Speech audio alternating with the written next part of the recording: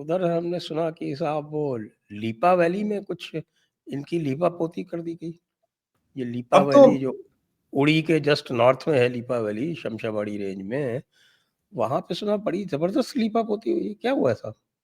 Sir, हमारे तो अब सुनने में आया है कि जो हमारे सिपाही हैं, हमारे अफसर लोग हैं, उनके पास ड्रोन वोन सब दे दिए गए हैं, सब व्यवस्था है उनके पास। वो ऑर्डर थोड़ी ना लेते हैं आजकल, उन्हें तो बोरखा जो करना करो, जहां से इन्फिल्ट्रेशन हो रही हो। देखो, आतंकवादियों को तो मारना ही मारना है, पर जिस चौकी से हो रही हो उस चौकी का भी हिसाब किताब पूरा कर दो, उस चौकी को भी जाके उड़ा दो। और तुम्हारे को ड्रोन चाहिए, तुम्हारे पास मिसाइल चाहिए, तुम्हारे पास जो भी चाहिए, सब व्यवस्था तुम्हारे पास है। लोकल लेवल पे डिसीजन लो। ऊपर दिल्ली विल्ली या सीओ साहब को फोन करने की आवश्यकता नहीं। आप you are empowered to take the decisions in the supreme national interest. तो अब की बार थोड़ा डॉक्ट्रिन बदल गया, आतंकवादियों को नहीं मारना, चौकी को भी खत्म करना है। वहां जो स्पाई तैनात है उनको भी जरा जहन्नुम भेजना है आतंकवादियों के साथ। मतलब दोनों की डीटीएच में टिकट का रखी है हमने, मतलब डायरेक्ट टू हूर सर्विस जो है, दोनों की टिकट का रखी है। एक दाई सीट पे बैठेगा, एक बाई सीट पे बैठेगा, क्योंकि दोनों पार्टनर्स इन क्राइम है ना। वैसे भी सर, पाकिस्तान में तो दो तरह के जहादी होते, एक वर्दी लगाता है, एक बिना वर्दी वाला जहादी होता। फर्क दोनों में कुछ नहीं है, दोनों कोई जन्नम जहन्नुम रसीद करने का हमें आदेश है। और मुझे लगता है भारतीय सेना बहुत बढ़िया काम कर रही है। जहां मौका मिलता है जहादियों को जन्नत की सैर करने के लिए, हम तुरंत भेज देते हैं। और यही डॉक्ट्रिन अच्छा है, क्योंकि जब तक पाकिस्तान की फौज के वो क्या कहते हैं ना, जनाजे नहीं उठेंगे, जब तक पाकिस्तान के फौजियों के घर में मातम नहीं होगा, ये रुकने वाला नहीं है। This is the best strategy, और यही करना चाहिए। और हमें दुनिया की कोई ताकत आज नहीं बोल सकती। कहां गए वो दुनिया के सूरमा जो ह्यूमन राइट्स की बात करें? कहां वो गए जो कश्मीर की बात करें? कहां वो गए जो इंडिया को लेक्चर देने आते? कहां है वो लोग? आज गायब हो गए, तुम बिक गए। मैं कह रहा हूं, तुम सब बिके हुए हो। लानत है तुम सब लोगों पे, अपनी गोरी चमड़ी पे तुम्हें बड़ा नाज है, यूरोपियन है, अमेरिकन है, भारत को लेक्चर देंगे। आज क्या मुंह में दही जम गई थी? आंखें अंधे हो गए हो तुम? या पाकिस्तान ने कर लिया, कोई बात नहीं। यहां देखिए विडंबना, कहते कश्मीर में तुमने ये कर दिया वो कर दिया, जब मुसलमान मुसलमान को मारा, कोई मुसलमान नहीं बोल रहा। कहां है ये ओआईसी वाले? कहां है अरे ये ओआईसी साहब, कोई नहीं बोल रहा। देखो जी, बोल रहे कोई 50-60 मार दिए दोनों चौकियों पे मिलके। अब कोई बोल ही नहीं रहा। आप तो उल्टी बात कह रहे हो। यहाँ तो नहीं बेचारे पाकिस्तानी मारे जा रहे हैं, उनको ही नहीं कोई बोल रहा। नहीं, वो तो सर देखिए, वो तो अमेरिका भी मिलिट्री, नहीं बोल रहा, सऊदी भी नहीं बोल रहा। वो तो हमारा मिलिट्री एक्शन है। देखिए, हमारा मिलिट्री एक्शन है, हमारा टेररिस्ट एक्शन नहीं है। इनका टेररिस्ट एक्शन है, हमारा मिलिट्री एक्शन है। हम तो, वो तो हमारे लिए फख्र की बात है। It's a moment to be proud of about, because we have eliminated 50-60 people. मैं तो कह रहा हूं ज्यादा ज्यादा, और आने वाले टाइम में आप देखेंगे क्वांटिटी बढ़ेगी। सर, अब भी हम कहां अरे 10-20 रिपोर्ट। साहब, आपको पता है ना वो क्या क्या बना दिए उन्होंने? भैरव बटालियन, शक्तिमान हाँ, रुद्र, बटालियन, वो रुद्र बटालियन, ये सब बना डाली है उन्होंने। वो इन्हीं के लिए तो बिल्कुल बनाई है। इन्हीं को ठोकने के लिए बनाई है। और जो खासकर ये भैरव है और रुद्र है, उनकी तो बहुत विशेषकर क्षमताएं हैं एलओसी या एलएसी के पार जाके एक्शन करने की।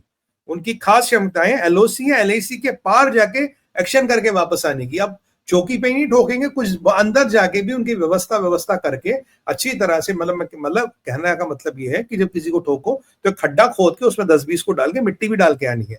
ये भी एसओपी है कि भाई मिट्टी विट्टी डाल के भी आना, मतलब कोई दिक्कत ना हो पीछे। नहीं तो वो एक होते हैं ना, वो कहते हैं हाइन, लक्कड़ बक्का, हाइना जिसे कहते हैं, ये आके आके नोच नोच के खा जाए। इससे अच्छा एक मिट्टी का एक खड़ा खोद के सबको डाल दो, पर मिट्टी डाल देके आ जाना। ये नया एसओपी है, ये ऐसा बोला गया है और हम ऐसा बिल्कुल फॉलो करेंगे, क्योंकि हम बड़े शांति प्रिय लोग हैं। आप तो जानते हैं कितने शांति प्रिय लोग हैं, बड़े अहिंसावादी लोग हैं। बट छेड़ोगे तो छेड़ते नहीं, छोड़ेंगे नहीं, ये तो बिल्कुल सीधी सी बात है। और जो जितने भारत के टेस्ट हो रहे वेपन वेपन, देखिए सर क्या होगा अल्टीमेटली। देखिए, अमेरिका भारत से कभी भिड़ेगा नहीं, ठीक है? चाइना भारत से फिलहाल तो नहीं भिड़ने वाला। तो मरेंगे ये किराए के जहादी, ये जो सामने जिनको कर कर के आगे सब धक्का दे रहे हैं, तो मरेंगे तो यही ना, पिटेंगे तो यही ना, लोग तो इन्हीं के मरेंगे ना। अब जहन्नुम रसीद तो यही होंगे ना पाकिस्तानी। और पाकिस्तान में आपको संजय सर हमेशा कहता हूं कि ऐसा मुल्क है जहां फौज अपनी कैजुअलिटियां छुपाती है, जहां फौज is okay to lose 60-70-80-100 people in a day. कोई फर्क नहीं पड़ता, किसी की नौकरी नहीं जाती, कोई कमांडर नहीं हिलता, एयर मार्शल को कोई फर्क नहीं पड़ता, फील्ड मार्शल को कोई फर्क नहीं पड़ता, पाकिस्तान की गवर्नमेंट को कोई फर्क नहीं पड़ता। अबे अबे नजसो, कम से कम जो सिपाही मरा उसको एक्नॉलेज तो करो, वो पाकिस्तान के लिए मरा। लानत है तुम लोगों को, लानत है उसके लिए जो पाकिस्तान की फौज में भी नौकरी करे। छोड़ दे तू नौकरी, अगर मरने के बाद भी तुझे शहीद का दर्जा नहीं मिला जाता, नहीं छोड़ दे तू नौकरी। तुम्हें हजारों की तादाद में नौकरी छोड़ जानी चाहिए। तुम्हें कहना चाहिए हम इस फौज के लिए नहीं लड़ेंगे। क्योंकि ये ऐसी गलीज और कमीनी फौज कोई नहीं है जो तुम्हारे लाशें बेच के बर्मिंगम और न्यूयॉर्क में मकान बनाते हैं। कहाँ है तुम्हारे यासिर मुनीर की फैमिली? मैं पूछता हूँ तुमसे, कहाँ तुम्हारे यासिर मुनीर की फैमिली? अमेरिका में है। पर एक बात बताऊं बेटा, ये जो इजरायलियों से पंगा ले लिया ना, अब अमेरिका में हो या बर्मिंगम में हो, इजरायली कसम से ढूंढ ढूंढ के, चुन चुन के, देख देख के, परख परख के, छाट छाट के निपटाने का काम करते हैं। वो किसी को नहीं छोड़ते। तो अगर अब मुल्ला मुनीर को या किसी को लग रहा है कि मेरी फैमिली अमेरिका में है, मेरी फैमिली बर्मिंगम में, कहीं पे भी, और मेरे बच्चे यहाँ पढ़ रहे हैं, वहां पढ़ रहे हैं ना, ये मैं डिक्लेयर कर रहा हूँ सऊदियों से पैक्ट के बाद, ना तुम सेफ, ना तुम्हारी यार, ना फैमिली सेफ, ना तुम्हारे बच्चे सेफ। ये याद रख लेना, ये यहूद बहुत डेंजरस है। दुनिया में कहीं में भी ढूंढ ढूंढ के तुम्हें ठोकेंगे, चाहे तुम कतर में रहो, चाहे तुम सऊदी में रहो, कहीं पे भी रहो। एक चीज इसमें ये भी देखने वाली बात है कि जब सऊदी से समझौता हो गया है पाकिस्तान का, तो अब इजराइल के टारगेट पे तो पाकिस्तान भी आ गया ना सर। 101%।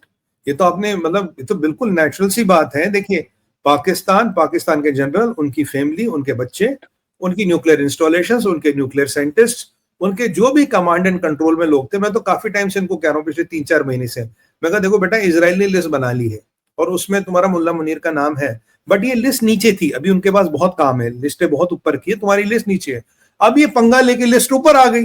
अब जो काम 6 महीने, साल भर में या 1.5 साल में होना था, वो हो गया, उस पर एक्टिव हो रहा। वो जो उनकी ब्रिगेड 82,000 है ना, सो जो आर्टिफिशियल इंटेलिजेंस से चलती है, जो टारगेटिंग करती है, टारगेटिंग एनालिसिस, वेक्टर्स को डिसाइड करती है, वो अभी इस फील्ड पे काम कर रही होगी, उसको पता होगा करना क्या है। वैसे भी संजय सर, जो आप जानते हैं पाकिस्तान के डिफेंस क्या है।